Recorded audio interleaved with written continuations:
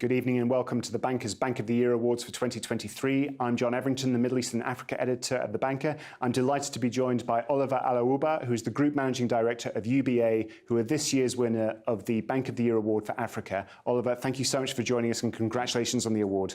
Thank you, John. Thanks for today.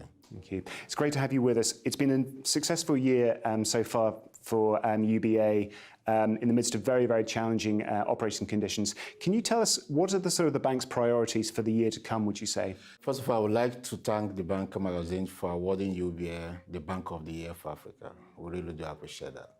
This year, 2023, has been a fantastic year for UBA. We have seen growth in our revenues, very strong growth. We're also seeing growth in our deposit. And we think it's basically down to our diverse business. We are present in many countries in Africa, 20 of them.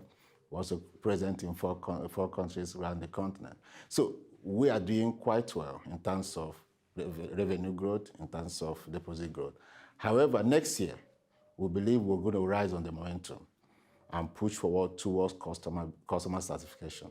Customer is the essence of our business. Satisfying them is clearly what we are down to doing as a bank. And we think that driving digitalization of our business, driving financial inclusion, also inter-Africa trade will be a priority for us for next year. Very good. I mean, you mentioned digitalisation, which has been such an important trend within African banking for a number of years now. What is the evolution of digitalisation within the banking sector going to look like for UBA and for the sector in general, would you say?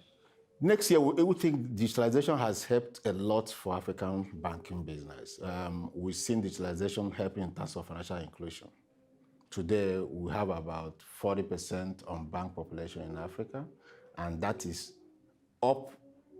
down from almost 70% 3-4 years ago, and digitalization was very important in getting to that level. But 40% is still a huge number. We still have a lot of population excluded out there. So we think too that digitalization will continue to play its role in driving financial inclusion.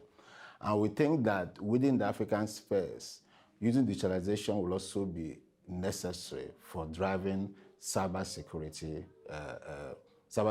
because we've seen a lot of businesses, banks losing money around cybersecurity, and we think AI-enabled platforms will enable African banks to be able to push forward and make sure these losses do not come for cybersecurity. Indeed. It's going to be interesting to see how it develops.